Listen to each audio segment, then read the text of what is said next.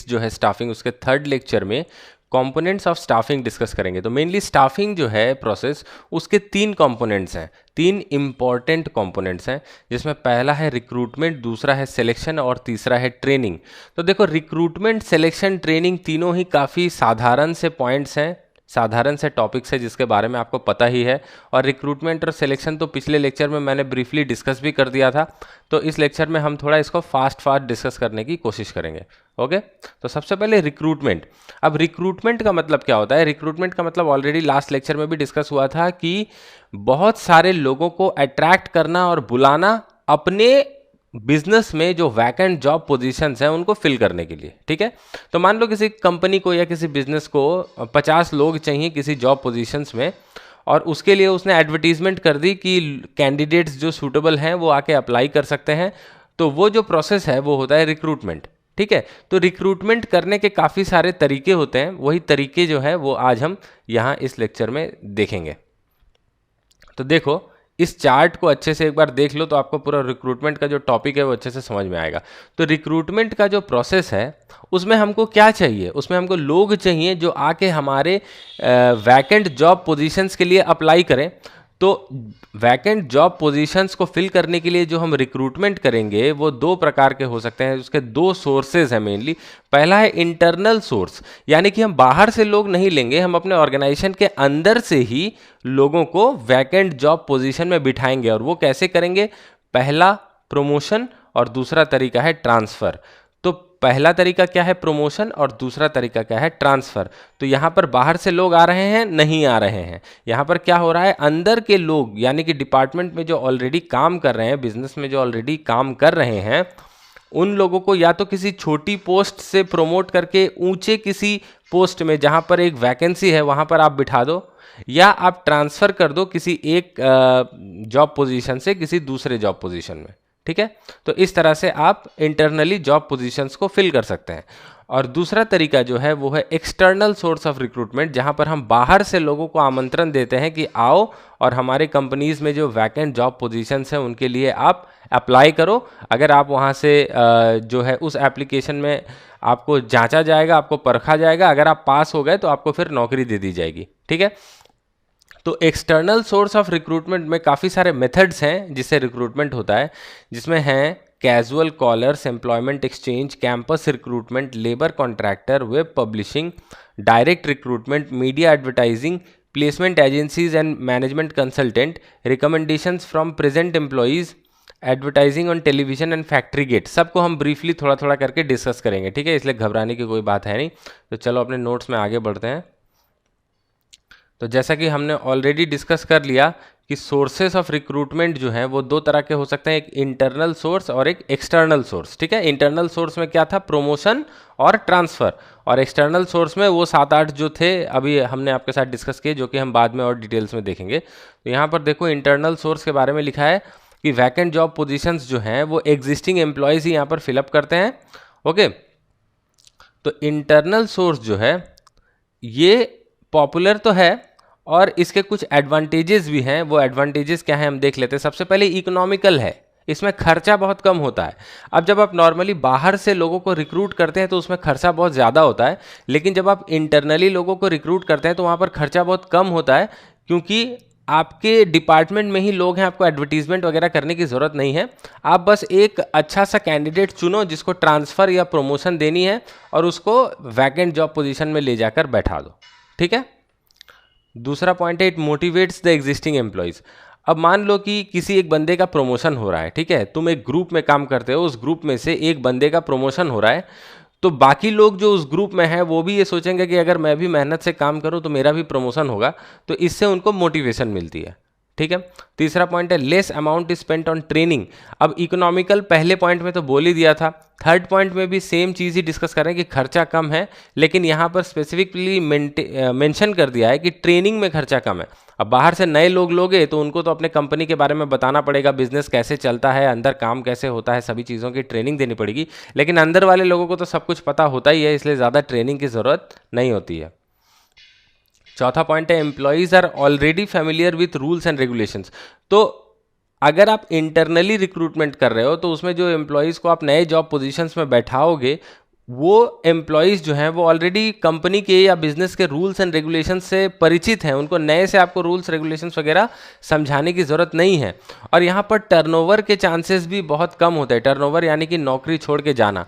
मान लो कि कोई बंदा, एक नया बंदा है मिस्टर एक्स, वो एक कंपनी में नई नौकरी करने के लिए आया।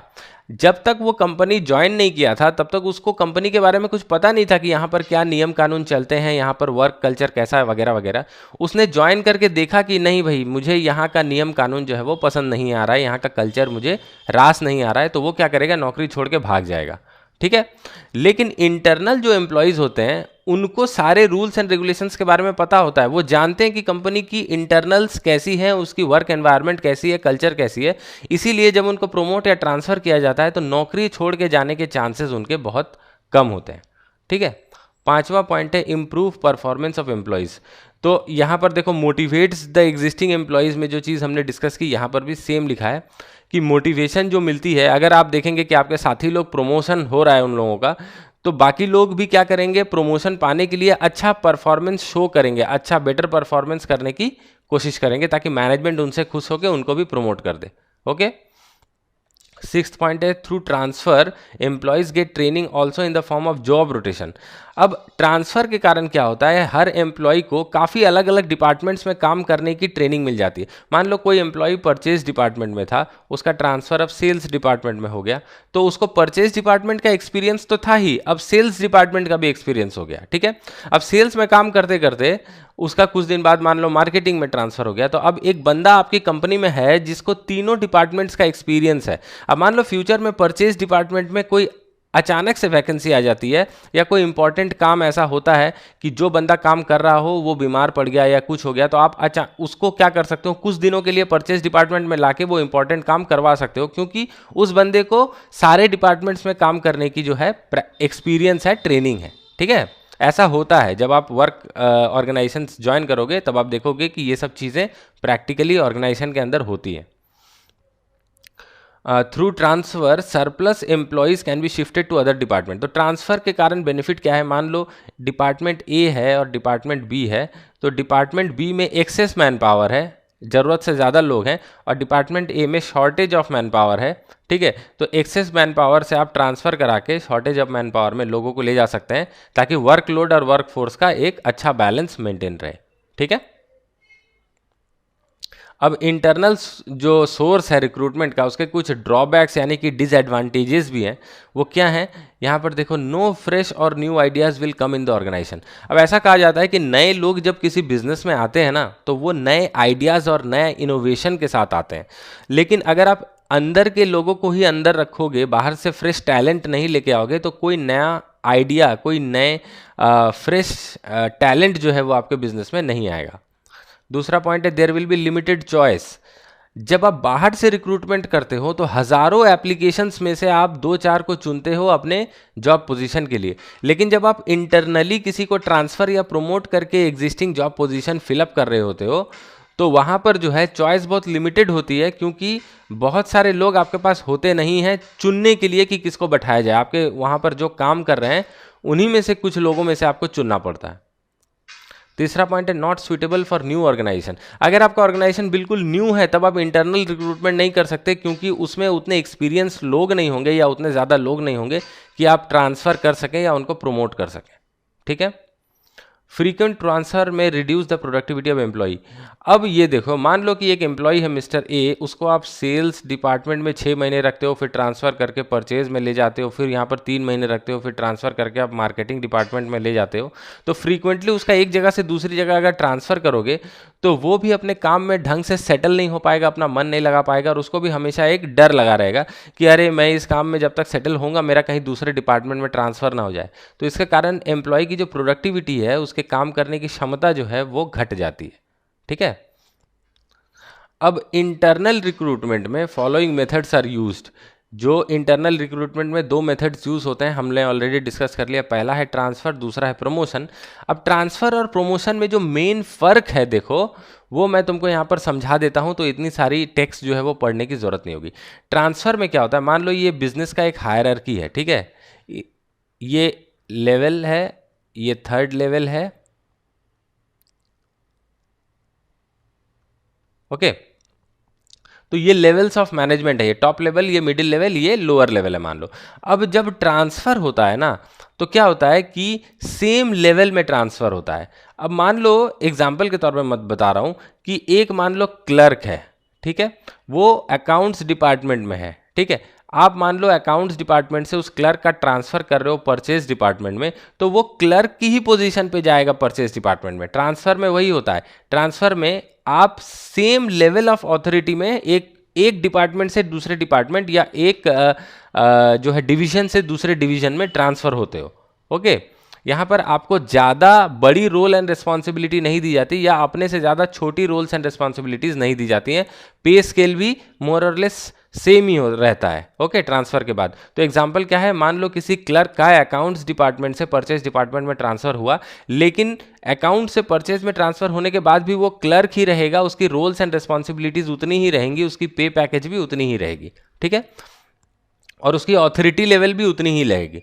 लेकिन प्रमोशन में क्या होता है कि प्रमोशन में जब आप किसी को प्रमोट कर रहे होते हो तो आप एक लोअर लेवल से अपर लेवल में उसको ले जा रहे होते हो, ठीक है। लोअर लेवल से अपर लेवल ले जाने के कारण उसकी रोल्स एंड रिस्पॉन्सिबिलिटीज जो हैं वो बढ़ जाती हैं, उसकी ऑथोरिटी भी बढ़ जाती है, उसके पास ज़्यादा पावर्स आ जाते हैं और उसका पे पैकेज वगैरह जो कंपनसेशन है वो भी बढ़ा दिया जाता है, ठीक है। तो सारी चीज़ों में इंक्रीमेंट होता है, तो उसको गर्व सा महसूस होता है, उसको प्राइड मिलता है कि मैं अब लोअर पोस्ट से एक हायर पोस्ट में आ गया हूँ। तो यहाँ पर इमेज में जो बॉस है वो सुपरवाइजर को बोल रहा है, ये सुपरवाइजर का नाम है mister Ram, because of your excellence management is promoting you to the position of plant superintendent, ठीक है। तो सुपरवाइजर से उसको आप प्लांट सुपरिंटेंडेंट बना दिया, यानी कि एक लोअर पोस्ट से एक अपर पोस्ट में ले गए, इसको प्रमोट कर दे रहे हैं।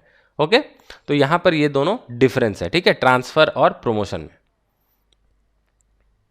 अब इसके बाद जो नेक्स्ट सोर्स ऑफ रिक्रूटमेंट है, जो कि सबसे इंपॉर्टेंट सोर्स है, एक्सटर्नल सोर्स, यही ज़्यादातर यूज़ होता है। तो एक्सटर्नल सोर्स में क्या होता है कि बाहर से लोग लिए जाते हैं आपके वैकेंट जॉब पोजीशन को फिल करने के लिए, और बहुत सारे अलग अलग सोर्सेस हैं जहां से लोगों को हायर किया जाता है, जिनके बारे में हम बाद में पढ़ेंगे। लेकिन सबसे पहले हम अभी जो देखेंगे वो है एडवांटेजेस ऑफ एक्सटर्नल रिक्रूटमेंट, कि एक्सटर्नल सोर्स से अगर हम रिक्रूटमेंट करें तो उसकी क्या एडवांटेजेस हैं। तो सबसे पहला पॉइंट जो है वो है फ्रेश टैलेंट। अगर आप बाहर से लोग लाते हैं तो यंग माइंड्स आपके पास, यंग टैलेंट और फ्रेश टैलेंट आपके पास आएगा, जो नए आइडियाज़ आपके ऑर्गेनाइजेशन में लेके आएंगे। दूसरा पॉइंट है वाइडर चॉइस। अगर कभी आपके बिजनेस में आप 100 लोगों की वैकेंसी निकालेंगे तो उसके लिए देखना 10,000 15,000 लोग अप्लाई कर रहे हैं, क्योंकि वैसे भी इंडिया में जो है नौकरियों की बहुत ज़्यादा शॉर्टेज है, उतने सारे जॉब्स हैं नहीं जितने क्वालिफाइड लोग बाजार में अभी मौजूद हैं, ठीक है, बेरोजगार हैं। तो इसीलिए जब आप किसी जॉब के लिए वैकेंसी निकालते हो तो बहुत ज़्यादा लोग उसके लिए अप्लाई करते हैं और आपके पास चॉइस बहुत ज़्यादा हो जाती है उनमें से चुन के अपने लिए सही बंदा लेने की, ठीक है। थर्ड पॉइंट है क्वालिफाइड पर्सनल। एक्सटर्नल रिक्रूटमेंट से आप ज़्यादा से ज़्यादा क्वालिफाइड एंड ट्रेंड पर्सनल को अपने बिजनेस में ला सकते हैं। चौथा पॉइंट है लेटेस्ट टेक्नोलॉजिकल नॉलेज। अब अगर आप कैंपस प्लेसमेंट कर रहे हैं, ठीक है, आप इंजीनियरिंग कॉलेजेस में जाके या आईटी कॉलेजेस में जाके आप फ्रेश टैलेंट वहाँ से ले रहे हैं, जैसे कि एमबीए वगैरह में होता है कि जस्ट पास आउट हुए और कंपनीज ने आके कैंपस प्लेसमेंट किया और वहाँ से उन्होंने जो है बंदों को अपने कंपनी में हायर कर लिया, ठीक है। तो वहाँ से उनको बिल्कुल लेटेस्ट टेक्नोलॉजिकल नॉलेज, एकदम जो अभी अभी नए नए पढ़ के निकले हैं वैसे बंदे मिल जाते हैं, तो उनको लेटेस्ट टेक्नोलॉजिकल नॉलेज जो है वो मिल जाता है। पांचवा पॉइंट है कॉम्पिटिटिव स्पिरिट। कॉम्पिटिटिव स्पिरिट का मतलब क्या है, एक्सटर्नल रिक्रूटमेंट से जो आउटसाइडर लोग ऑर्गेनाइजेशन को ज्वाइन करते हैं ना, उनको पता रहता है कि मैं बहुत सारे लोगों से लड़ के यहाँ पर इस एम्प्लॉय में आया हूँ, ठीक है, और वो उसके अंदर एक मतलब कॉम्पिटिटिव स्पिरिट जागृत करती है। और एक चीज़ है कि जब एग्जिस्टिंग एम्प्लॉयज़ देख रहे होते हैं कि कंपनी जो है वो हमको ट्रांसफ़र या प्रमोट नहीं करके बाहर से लोगों को ला रही है, तो वो भी चाहते हैं कि हम ये जो बाहरी नए टैलेंट हैं उनके साथ compete करें, उनके जैसा काम करने की कोशिश करें, ठीक है। अब डीमेरिट्स या डिसएडवांटेजेस ऑफ एक्सटर्नल रिक्रूटमेंट एक बार देख लेते हैं। एक्सटर्नल रिक्रूटमेंट के क्या शॉर्टकमिंग्स या डीमेरिट्स हैं। तो सबसे पहला पॉइंट है the moral of existing employees goes down और फॉल्स। तो एग्जिस्टिंग एम्प्लॉयज़ जो होते हैं ना, वो हमेशा चाहते हैं कि हायर पोजीशन में जब कोई जॉब वैकेंसी हो रही हो तो हम ही लोगों को प्रमोट करके हायर पोस्ट में लिया जाए।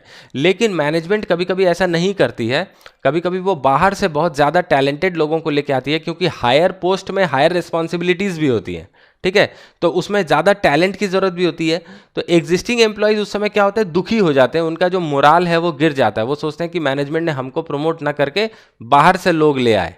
ओके, दूसरा पॉइंट है the new employees may not adjust in the rules and regulations of the organisation which means more chances of turnover. अभी मैंने 2 मिनट पहले आपको बताया कि नए एम्प्लॉयज जब बिजनेस में आते हैं ऑर्गेनाइजेशन में, तो उनको अंदर के कल्चर, रूल्स एंड रेगुलेशंस के बारे में पता नहीं होता है।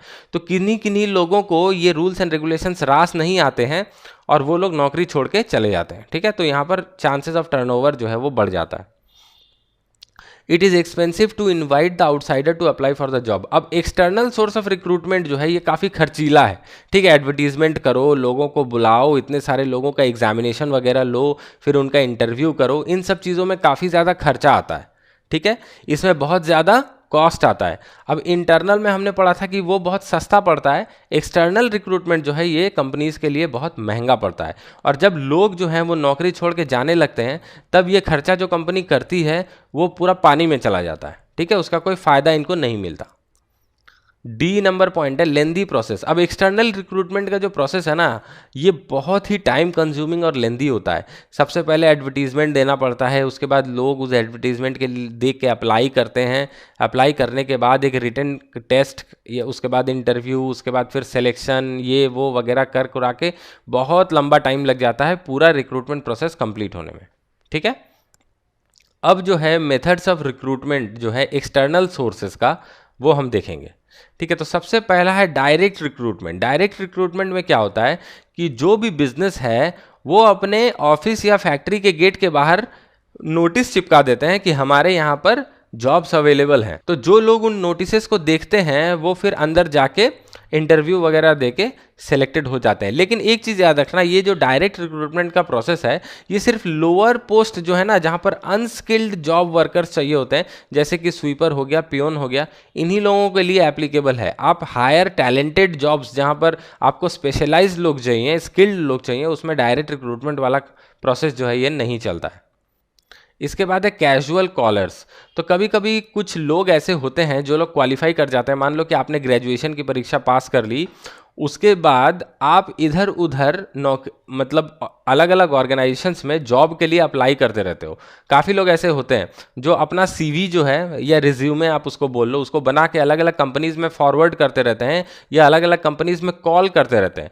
तो वो कंपनीज़ क्या करती हैं, उन सीवीज़ की, उन रिज्यूमीज़ की एक फ़ाइल बना के रखती है, और जब भी उनको लोगों की ज़रूरत होती है तो फिर वो उस फाइल को खोलती है और वहाँ पर जो उनको सूटेबल कैंडिडेट्स लगते हैं उनके बायोडाटा के हिसाब से, उन लोगों को फिर बुलाती है, उनका इंटरव्यू वगैरह लेके वहाँ से सिलेक्शन करती है, ठीक है। तो उसी को कैजुअल कॉलर्स का मेथड कहा जाता है।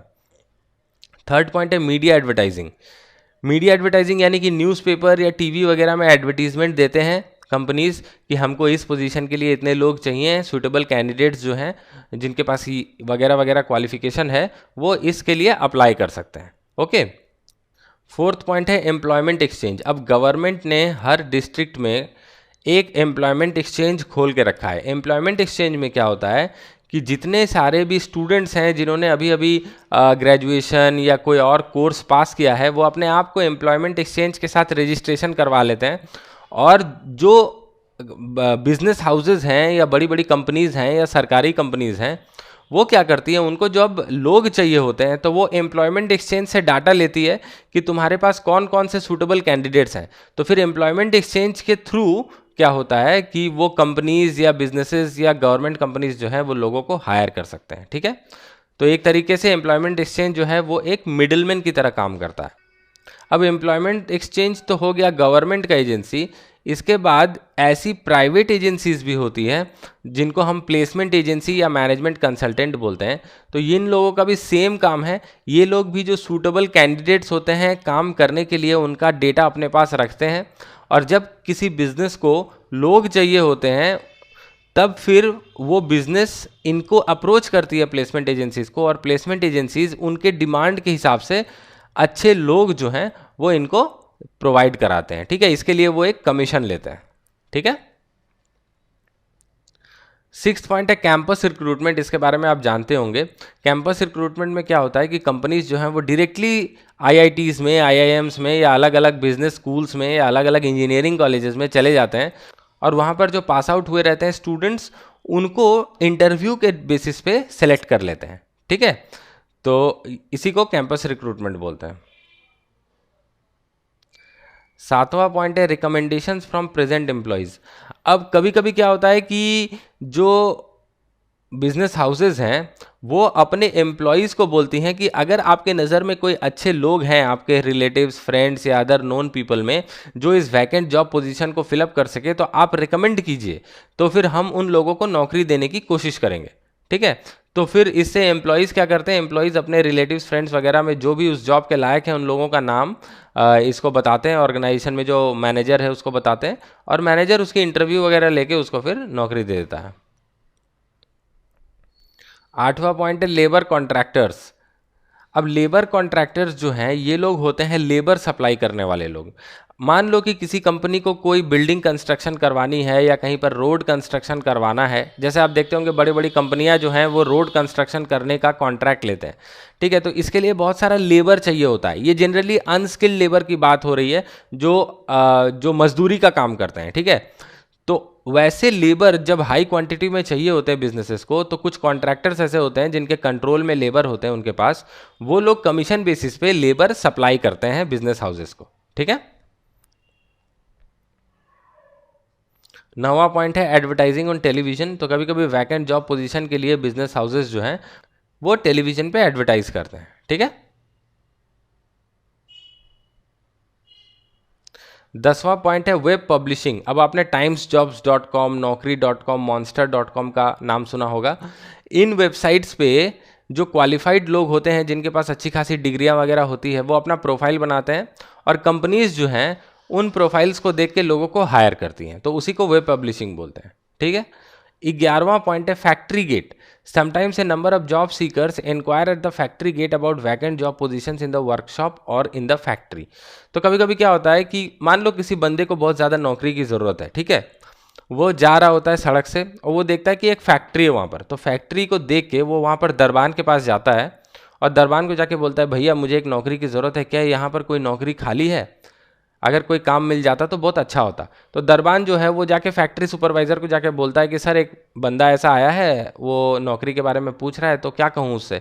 तो उस समय अगर फैक्ट्री सुपरवाइज़र के दिमाग में कुछ ऐसा हो कि मुझे एक ऑपरेटर चाहिए या एक स्वीपर चाहिए या पियोन चाहिए, तो वो उस फिर दरबान को बोलता है अच्छा ठीक है बंदे को अंदर भेजो, देखते हैं इसमें काम करने की जो है वो क्वालिटी है कि नहीं। तो यहाँ पर सीवियर अनएम्प्लॉयमेंट टाइम पे, जब आजकल बहुत ज़्यादा बेरोजगारी का टाइम चल रहा है, तो ऐसे में लोग इधर उधर भटक भटक के नौकरी खोजते हैं, ठीक है। तो उसको बोलते हैं फैक्ट्री गेट मेथड। तो इसमें भी अनस्किल्ड जॉब पोजीशन ही फिलअप होते हैं। इनसे जो टैलेंटेड रिक्रूटमेंट होता है, जो सब हाई लेवल के रिक्रूटमेंट फैक्ट्री गेट मेथड से नहीं होते हैं। यहाँ पर भी स्वीपर, पियोन, ऑपरेटर वगैरह टाइप के जो लोअर लेवल के पोस्ट हैं जिसमें अनस्किल्ड लोग चाहिए होते हैं, उसी टाइप का रिक्रूटमेंट फैक्ट्री गेट मेथड से होता है, ओके। अब यहाँ पर एक्सटर्नल रिक्रूटमेंट और इंटरनल रिक्रूटमेंट का डिफरेंस जो है इस टेबल में दिया हुआ है, आप पॉज करके इसको पढ़ सकते हो। सारी चीज़ें जो है हमने ऑलरेडी कवर कर रखी हैं, ठीक है। इसके बाद रिक्रूटमेंट के बाद जो पॉइंट है डिस्कशन का वो है सिलेक्शन।